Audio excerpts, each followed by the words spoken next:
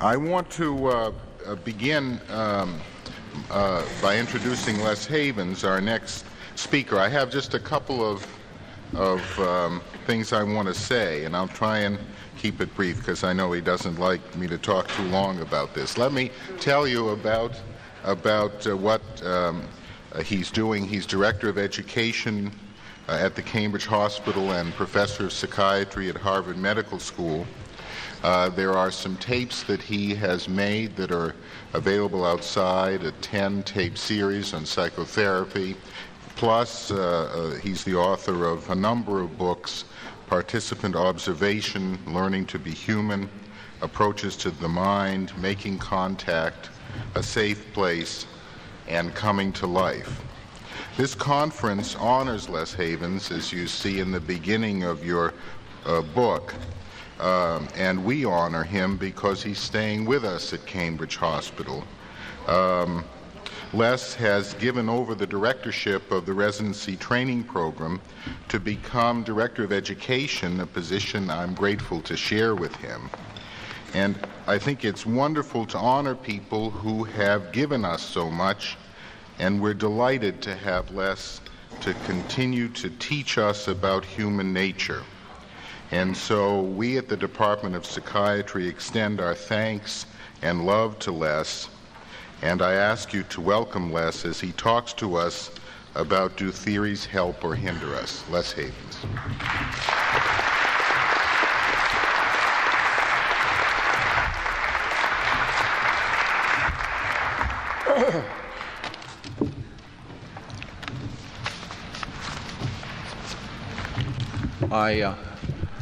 I wanted to try to address one of the problems of these conferences, which is that you have a series of speeches, and if your mind is like mine, I have a terrible time integrating the integrations and trying to give some kind of, can you hear me all right? Some kind of continuity to the work as a whole. Fortunately, my effort to do this is helped by the content of both of what you've heard. That is, that Janet Smith introduced us in an eloquent way, certainly to the extraordinary 20th century development of some respect for individual perspectives, some honoring even of individual perspectives, which is an appropriate place for any of our deliberations to begin. And then Dr. Wachtell gives us the beginnings, the sketching beginnings of a theory, a different kind of theory of our work. And those two, the problem of theory on the one hand, the problem of individual perspective on another, are both themes of what I want to say, and but they also demand that I throw away to some extent what I was going to say, which because it doesn't relate closely enough to them to be more than a kind of those awful bumps you see in the roads that simply slow you down and make you wonder about the fate of your car, and without really probably saving anybody's life. I had a wonderful quotation from Darwin, which I love, and an even more wonderful quotation from my beloved Joseph Conrad about theories as dead tombstones, you know. And I will refrain from telling you Jack Green is here, who was one of my introducers to Conrad, and he knows the quotation already anyway, so he will at least not miss it. But what I in essence want to do is really to talk about a matter that I hope to relate to theory, I hope to relate to Janet Smith and Dr. Wachtell, and that falls under a heading which I hope will be the signature of what you hear from me this morning. It's an expression from medicine, in particular an expression from cardiology, And the words are percussing the heart. Percussing the heart. Now, what I want to do is this. Theories are indispensable to thought. Theories are a terrible drag on thought. Theories, in other words, are a mixed blessing. That you know. I don't need Darwin or even Conrad to support me in that business. Theories also, however, are in their beginnings and in their early development, certainly, and even at their greatest extensions, as in the finest work of science, adventurings into the possibilities of human understanding.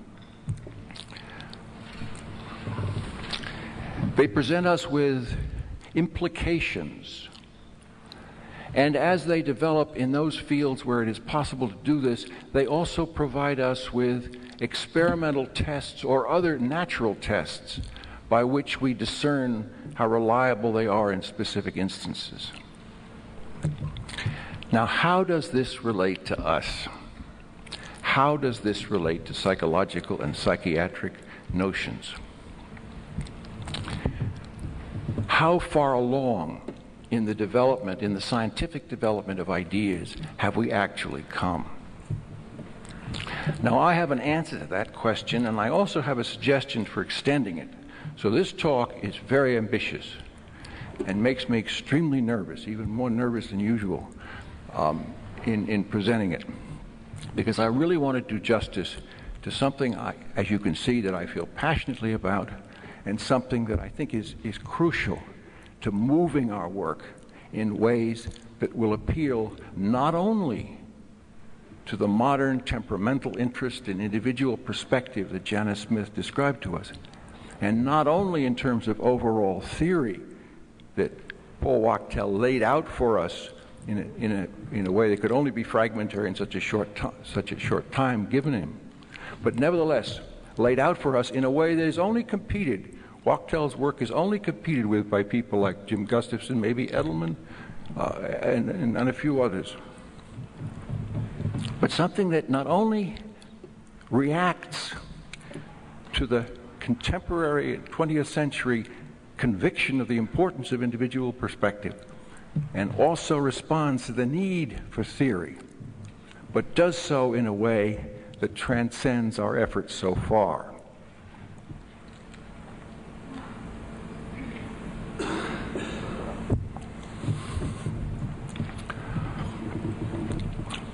DSM-4 has been remarked upon here, and it's a sincere effort to bring order into the theory of disease, which is the predominant model of our deliberations in the world today, in psychiatry and even in much of psychology.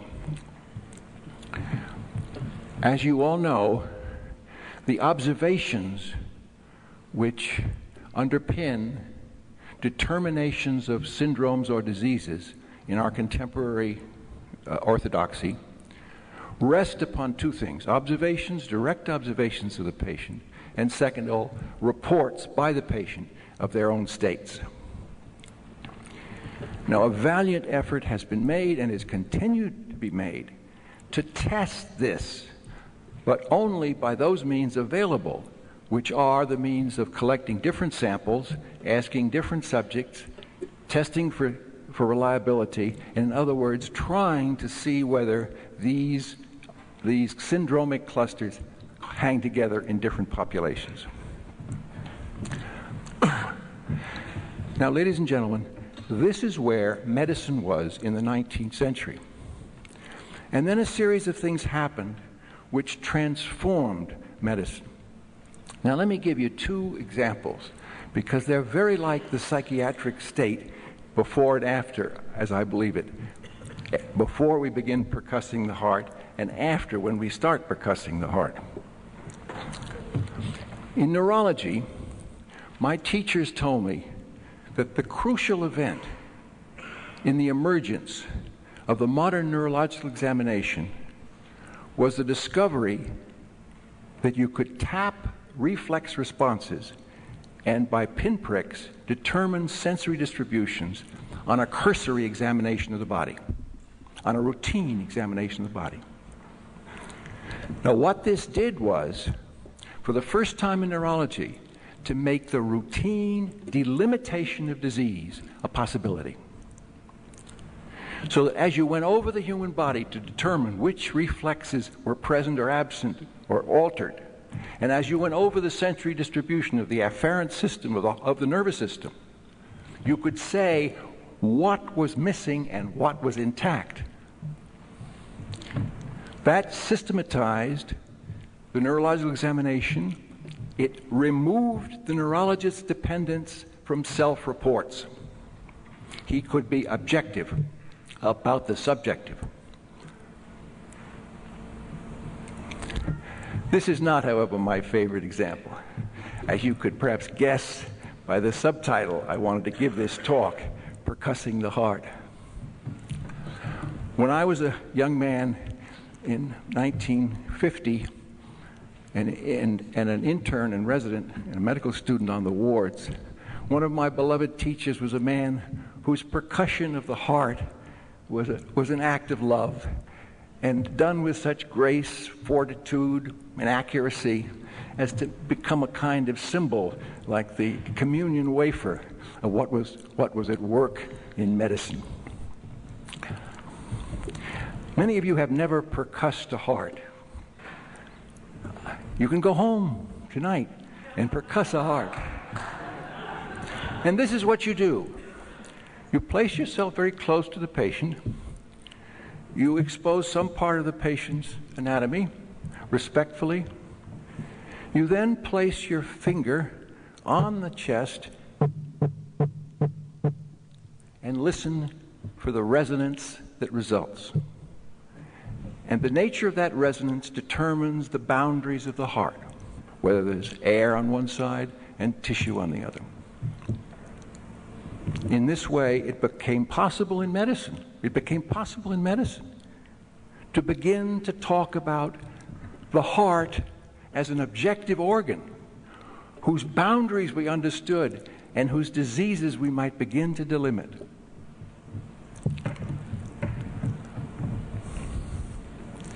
Now, something happened at that moment that was even more important than the delimitation of disease. It was the discovery of normal function. Because however sick the heart may be, it's trying very hard for us. It's beating away right until the end, within us and for us. So that right in the midst of the most appalling cardiac abnormalities is this tissue which works for us. Now you begin to see the kind of metaphor that I'm looking for psychologically.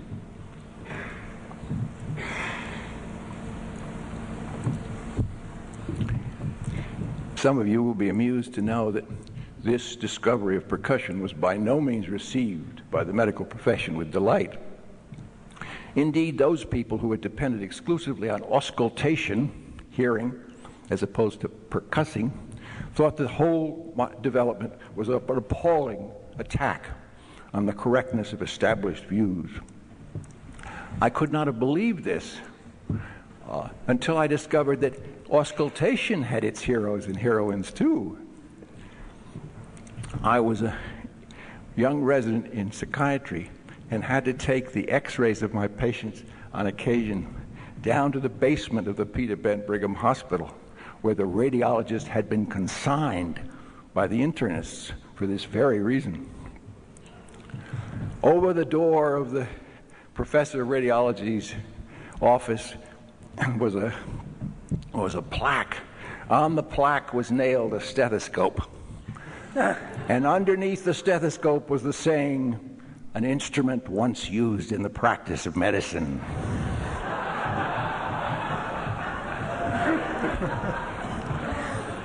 He paid them back for putting him in the basement. Because, of course, what happened was this, that with the advent of radiological diagnosis and accuracy, the stethoscope was downgraded as an essential element in the internist's activities.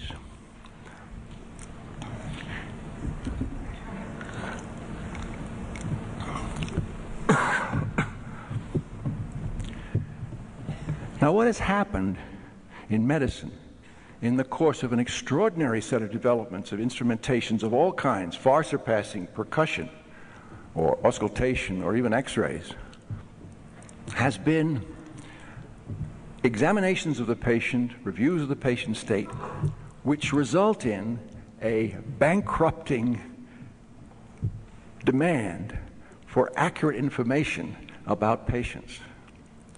And one of the reasons why you must really be more sympathetic, hateful as this remark will seem to you, to be sympathetic toward managed care, is that we have brought upon ourselves in this extraordinary plethora of developments a literally bankrupting need to be accurate about our patients. The result is that even in the dying patient, even in the physically dying patient, the great bulk of findings, 99% of the findings, are normal.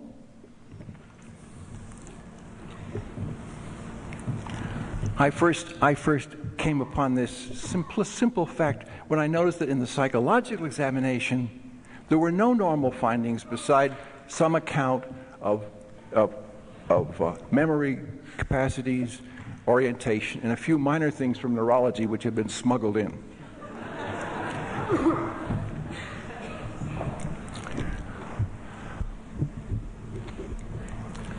Now, what I want to suggest to you today is that this is deplorable, and further, that from an intellectual point of view, we can ask the question, and I think have to answer it in some form. Can you speak about pathology until you have tests of normality? Is it intellectually possible? Can you do it? Most of the entities which peopled medical textbooks before the introduction of the changes I've mentioned have disappeared from medicine. I don't know what the answer to that question is, but I certainly think that from a straight-out, simple-minded, commonsensical point of view, it seems to me very dangerous to make any pathological comments in the absence of some kind of reliable testing.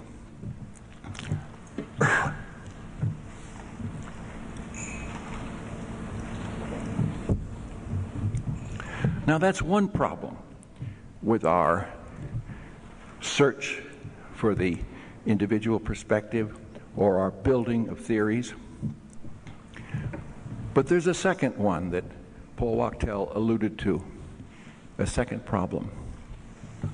We stigmatize the patients ourselves. They do not just come to us stigmatized by the community, but we stigmatize them by this almost exclusively pathological emphasis, this unfounded pathological emphasis. Furthermore, we create an adversarial relationship with the patients, a deeply adversarial relationship to patients, which, as Paul kindly quoted me saying, the patients to some extent sit with clenched fists, waiting for the appalling things that we will conclude about them. And conclude, let me say, unjustifiably, if this question about the diagnosis of pathology in the absence of tests of health is correct.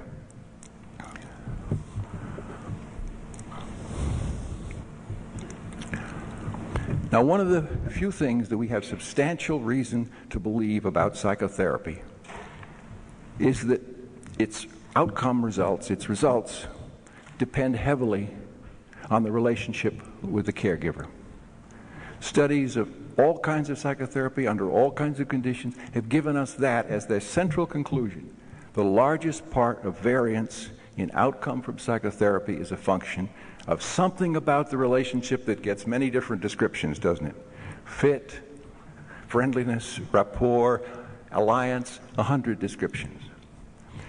So if that is true, if the relationship is central to our work, and we are undermining our work by the stigmatization of our patients, then we have really been doing a deplorable job on the very thing that we care so much about.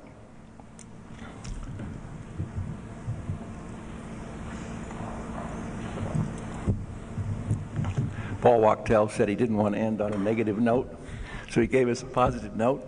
I'm going to give a long positive note now, which I hope will interest you a little, at least a little.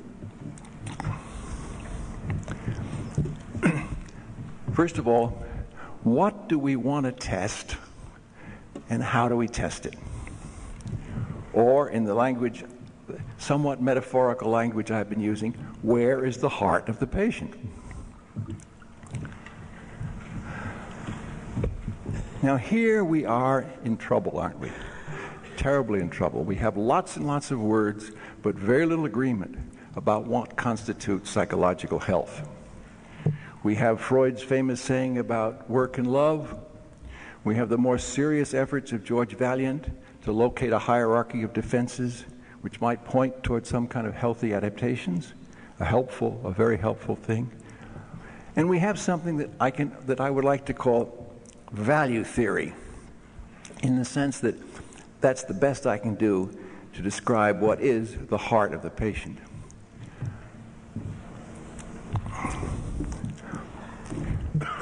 I think what we mean by the person and the perspective has something central to do with what the patient values, what they care about. Or in Elvin Semred's famous phrase, what's for them as individuals.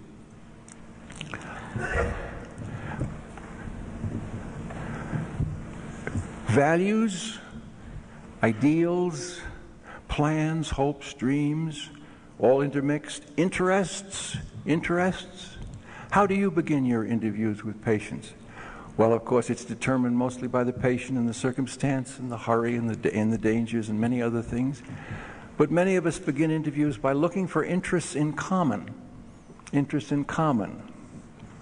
so that we can begin the interview not on a pathological basis, but on a basis of shared human interests, so that we can begin very, very crudely to outline this heart.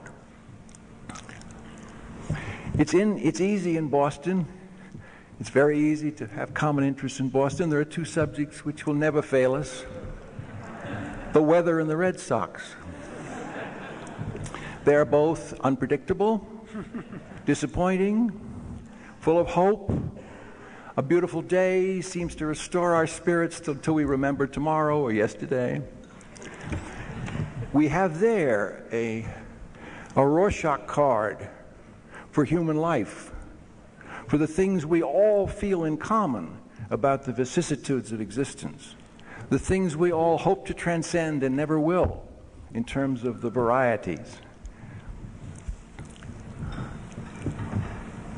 And then we go on to look for what? We look for what a person cares most about, what they hope to make of their lives, what is central to their values and in importance. And there I think we are inching closer to the heart of the person. And we can do this without devaluing the person. We can do it with enthusiasm when we find common interests, or praise when we see something admirable that looms before us, something we may have been afraid to seek ourselves. We can see all kinds of possibilities in this search for the heart of the patient. And then I don't need to say to this group certainly, and then we come upon the opposite, don't we? People without aspirations, without hope, in despair, right? In despair. And then, of course, we have our new opportunity, our greatest opportunity, our eternal opportunity, the reason we're paid, ladies and gentlemen, because we are not as afraid of human psychological despair as all the other competition is. So sad as we are to find it, its familiarity should disarm us, and then, of course, its opportunity to change that despair should enlighten us. But then we want to strengthen that heart. We want to strengthen that heart, don't we? And here we have contributions, not coming from Boston, but mostly from Chicago, that have made a mark perhaps the principal mark ever made by American psychology, clinical psychology, and psychiatry. You tell me how it was possible for Chicago to have this effect. If Boston had had it, we would have said it was because of our superior Puritan and intellectual tradition. But since we had no part in it at all, it wasn't that. If New York had done it, we would have said, well, they're awfully busy down there. They will turn up something. But Chicago did it. You remember what happened? Two men both decided independently and without, as far as I know, knowing each other, to discover the same thing and use different language. One of these men, Carl Rogers, said the central acts of therapeutic work were first of all understanding, by which he meant something like empathy, and then positive regard. But having said that, having been banished by the psychiatric establishment for having said it, above all the analytic establishment, when I was a young man in this town, I was told the one person I could not safely admire was not Sullivan. That was bad. But the one person you must never admire was Carl Rogers, even though he was obviously a brave and wonderful man. But now explain this one to me, please. Put your minds to work on an explanation of this one. A man is born in Vienna. He's analyzed by the great August Eichhorn. That's the first hint. He becomes president of the International Psychoanalytic Society. He's a very respectable man. He's given the leading position in the Chicago Analytic Institute. And then something begins to happen. At the end of the story, he's dead. I think partly because he felt he disgraced his old friends. Because he began to suggest that something else might be going on beside the conflict theory and some of the other aspects of psychoanalysis that then prevailed. But look what Heinz Kohut ended up saying to us. He ended up saying that the essential elements in his therapeusis were mirroring and idealizing. Mirroring and idealizing. And he even went so far as to assign those tasks to the mother and the father in the growth of the infant. He could have said what Rogers had said, or Rogers could have said what he said, but they both were telling us about their notions, their very interesting notions, about how this heart of the person is strengthened. We have to do another thing in our work. We have to protect that heart. What do we protect it against? We protect it against enemies, intruders, people who would destroy it. We protect it against its own internal enemies. And then we protect it against something I'm going to talk about at a little bit greater length a little later. What do you do to protect your patients against their enemies? Do you have some methods? I hope you'll tell us ones that we don't know.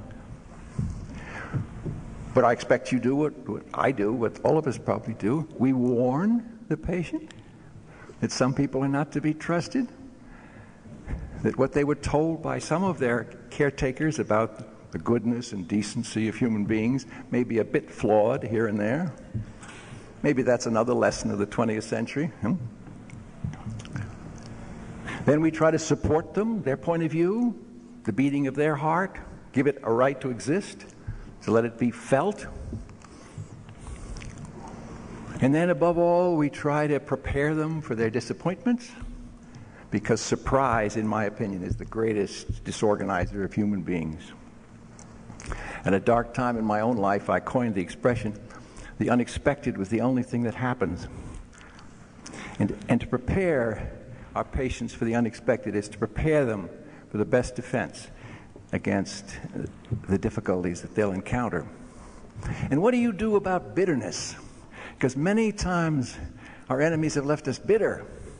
We felt deceived, double-crossed, disappointed, and we carry around in us an angry, fighting spirit that may corrode into bitterness. What do you do about that?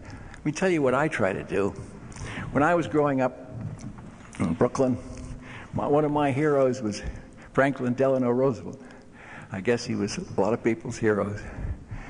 And I never saw the man, but I heard him a lot over the radio.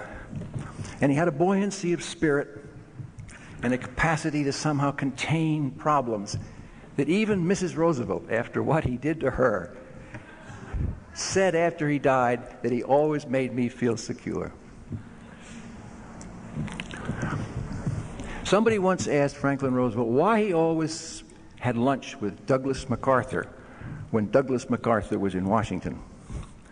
Because everybody knew that Roosevelt hated Douglas MacArthur. And FDR said, winking at his inquisitor, he said, "I like to keep an eye on him."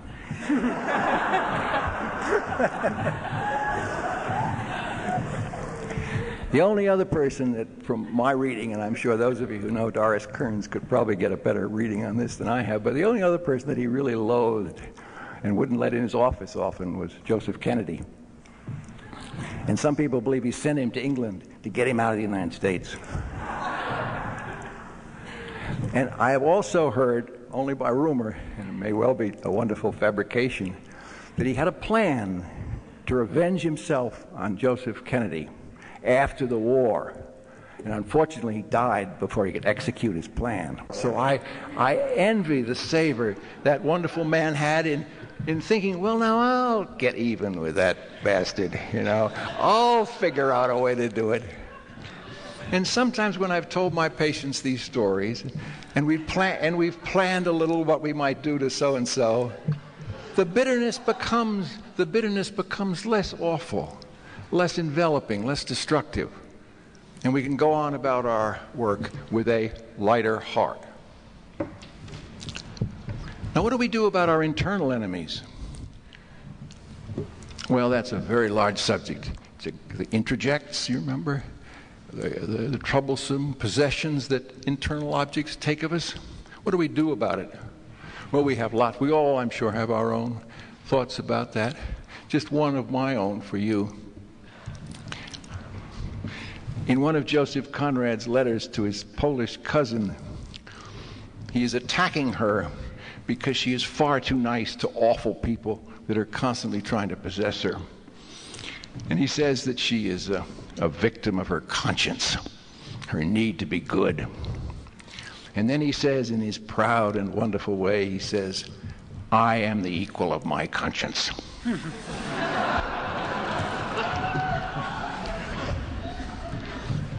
How do you get to be the equal of your conscience? Oh, I wish I knew.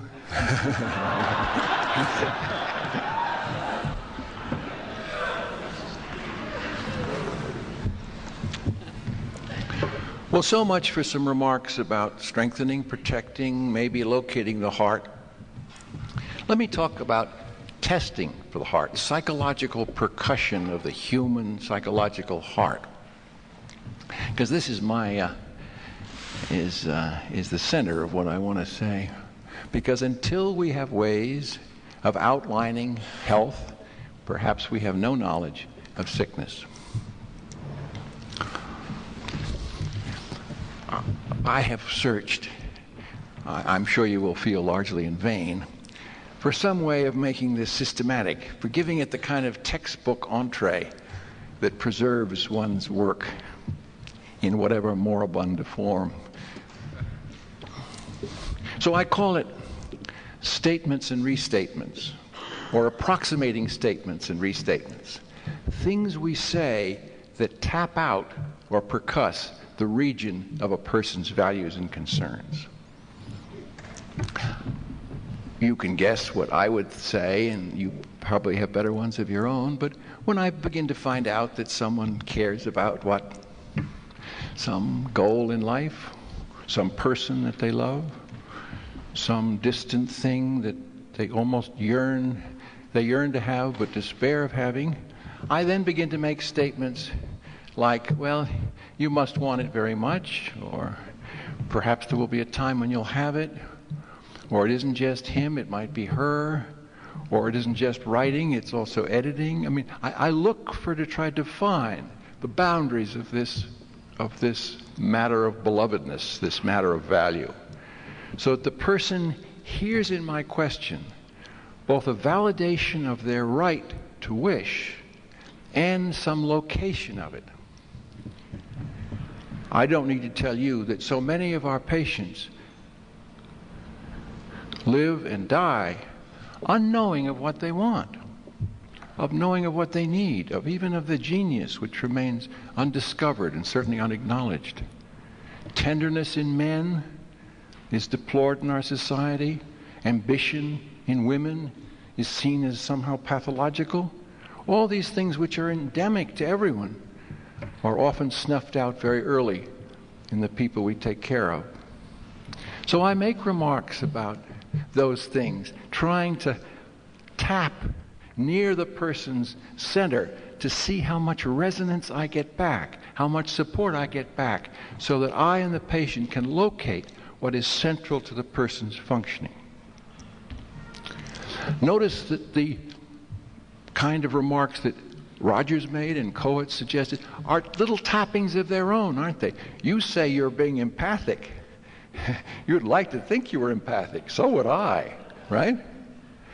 But there's only one way to find out, and that is to try to say certain things and see what kind of resonance you get back from the person. Just like this tapping on the human chest.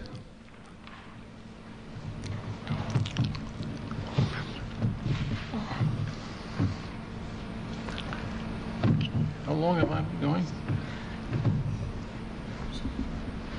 How much? 10 minutes? 15 minutes? 10 minutes.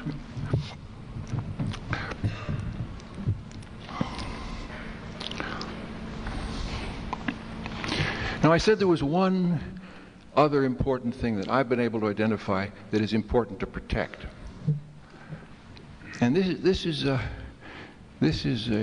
comes close to many of the things that Paul Wachtel was telling us, some of the things that Jim Gustafson talks about in his Dilemmas of Psychotherapy.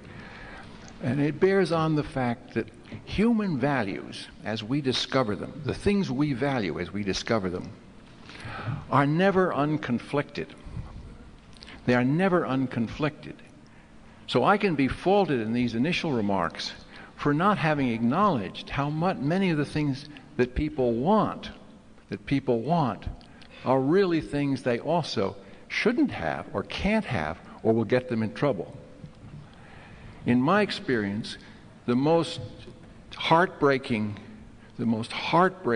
examples of this are in the psychoses, where, again, in my experience, many of our psychotic patients have extraordinary values. Extraordinary values. They stand for ideals of truthfulness, generosity, care of others, which make them extraordinarily vulnerable to the realities of the world. Many of our psychotic people would rather die and be crucified and die than give up on some of their hopes for human nature.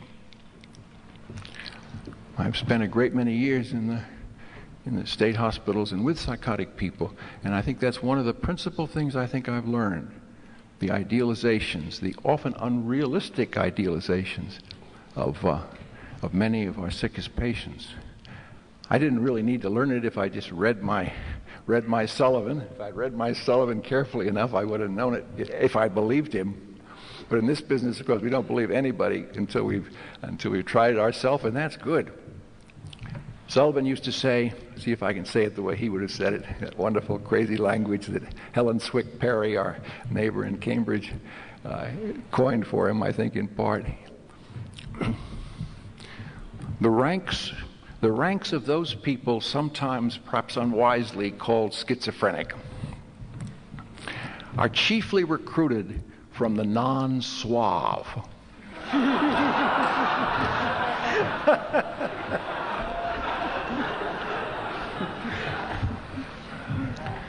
The awkward, the shy, the nerds of this world, the people who have never felt at home in the world, the non-suave, make up a very large proportion of the people who have retained their ideals despite the treatment they've been given. So now what do we do about these ideals which lie so close to values, which lie so close to trouble as well as to the to the heartbeat of us all.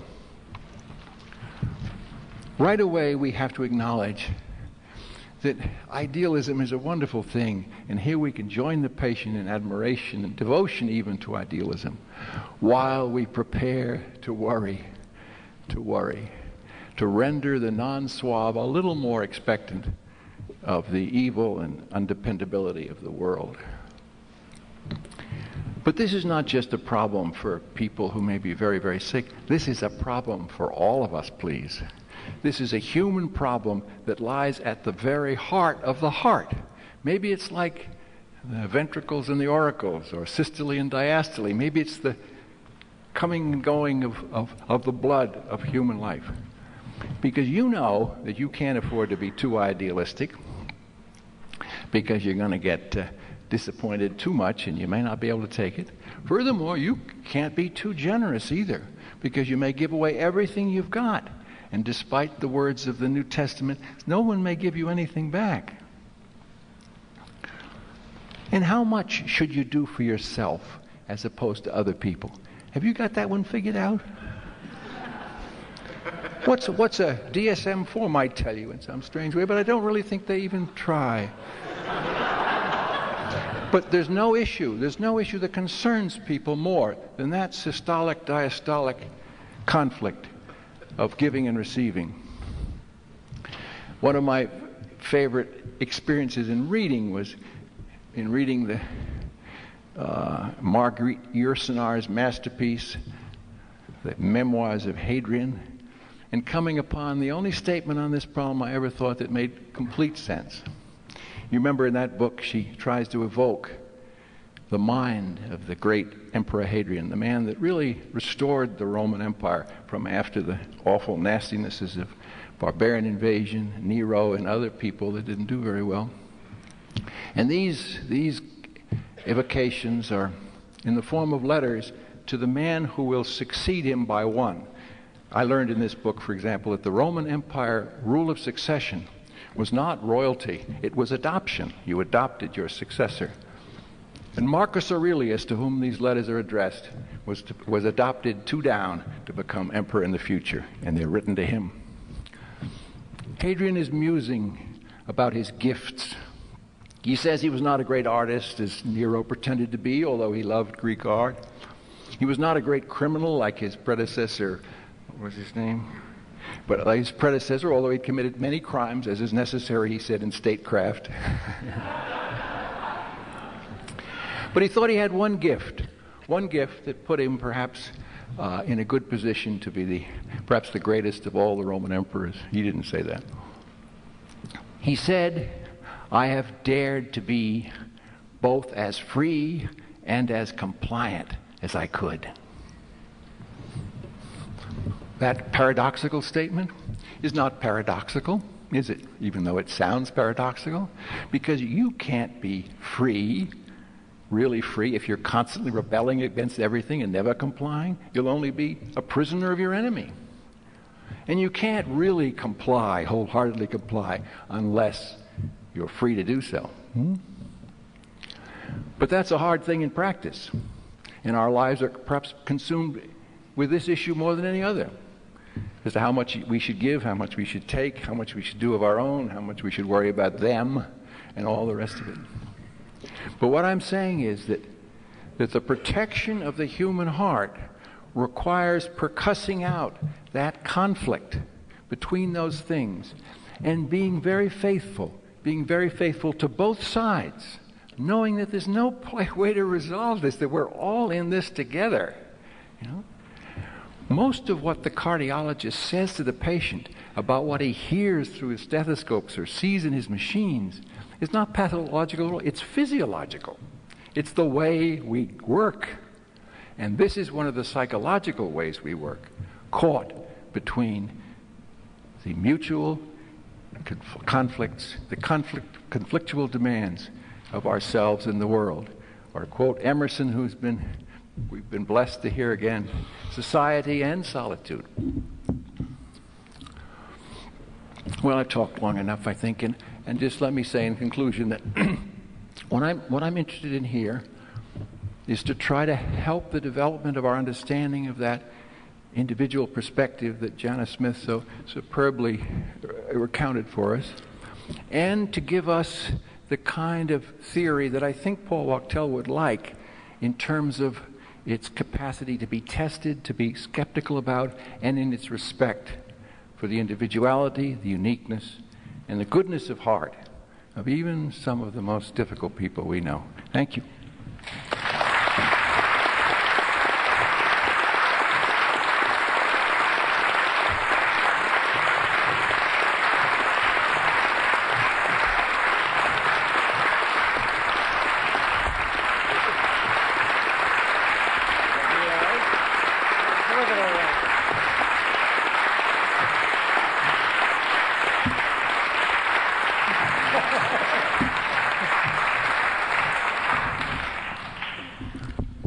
Trying to find out what my old pal Myron Sheriff thought, but maybe I'll find out later.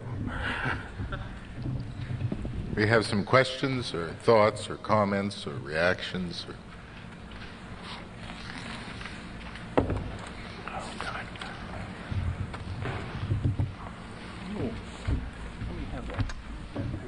Sure.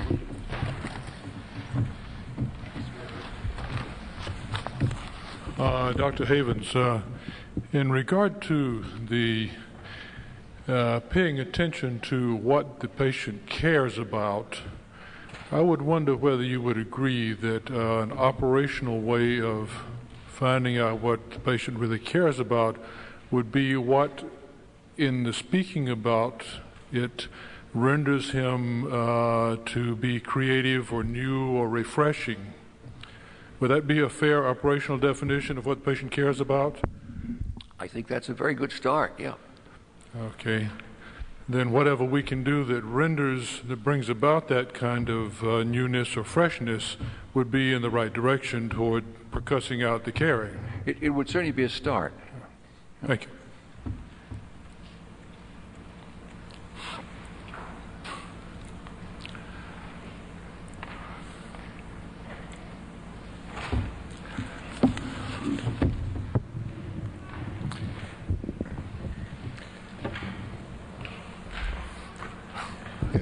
I'd like to make a brief comment on the issue that was brought up, that we don't know what health is. We don't know what is normal. And I'd like to say, while that statement is broadly true, I do think that from the mental health standpoint, the psychology profession has provided a great many measures of different aspects of normality through some of the tests, or many of the tests, which are available to all of us to use.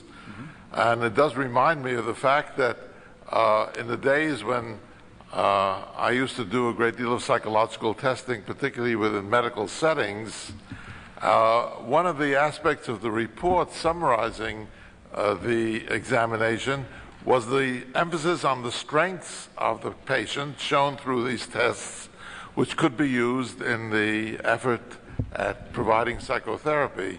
Unfortunately, many of these reports were never used because the psychiatrists who those days did all the therapy, or thought they were doing all the therapy, decided that they could learn from a half-hour interview much more than we could tell them from a 3-hour of testing.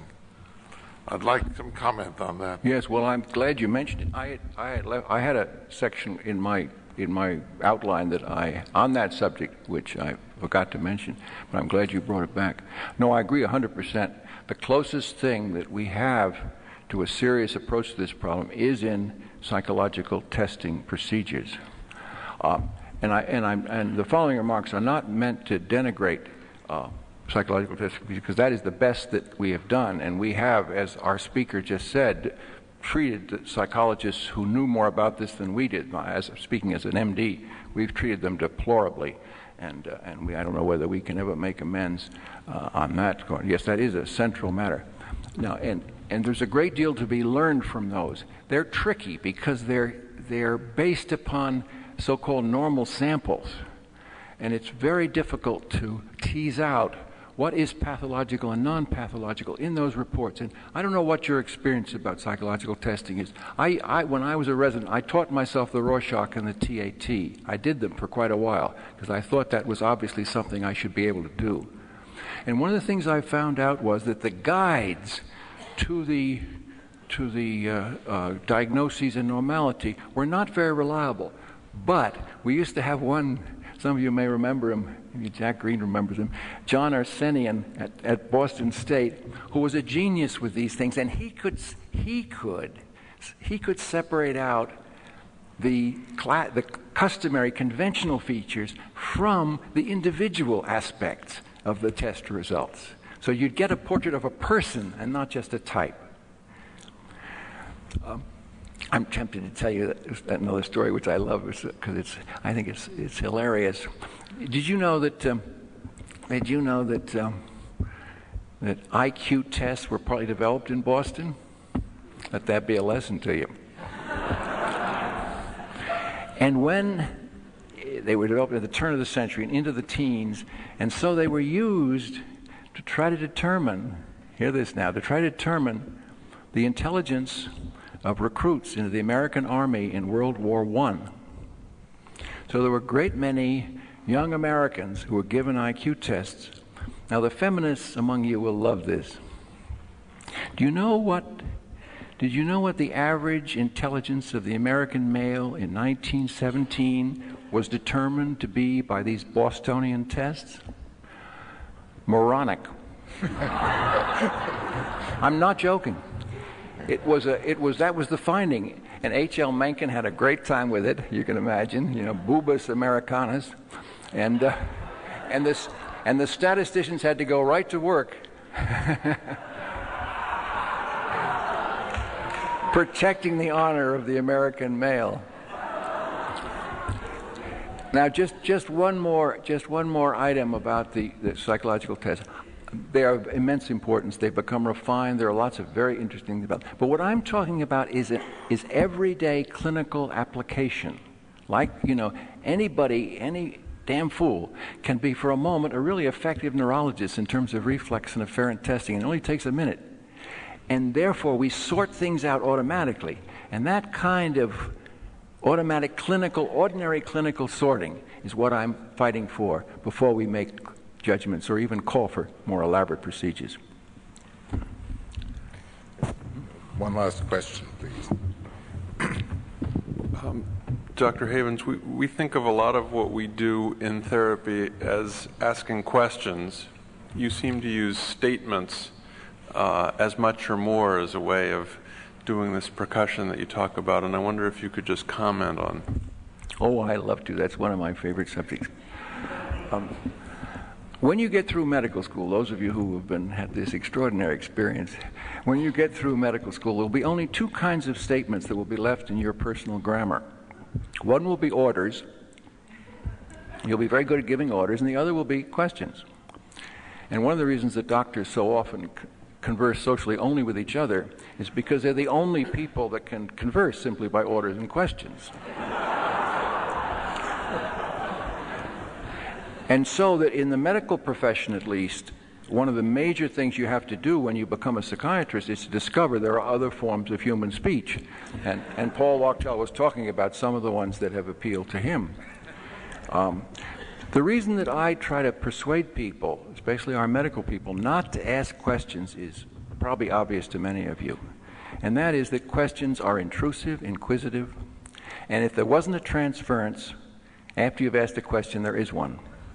And the reason is that questions remind you of all those awful questions that your parents asked you, that your teachers continue to ask you, that the policeman asks you, that everybody asks you, from the beginning of life to the end. And they immediately put you on the defensive. Furthermore, they're neurologically unsound. And that's why I was talking about approximating statements and restatements. Because when you ask someone a question, look at what you set in motion. First of all, they have to get the question. They have to decide whether they'll answer it. They'll have to decide then what kind of fabrication they have to do to get the answer that will get them off the hook, right? And a whole series of enormously complex cerebral events take place, which make the likelihood of an accurate answer almost impossible. My old pal, he wasn't my old pal, but I wish he had been, Harry Stack Sullivan, used to say that the clinical history as given in the American hospital is a work of wonderful clinical fiction. So the good thing about statements is that they're made and you respond to them much more reflexly, like the hammer of the neurologist, much more reflexly. There's less chance to think it over, disguise it, and hide the truth. Thank you, Les.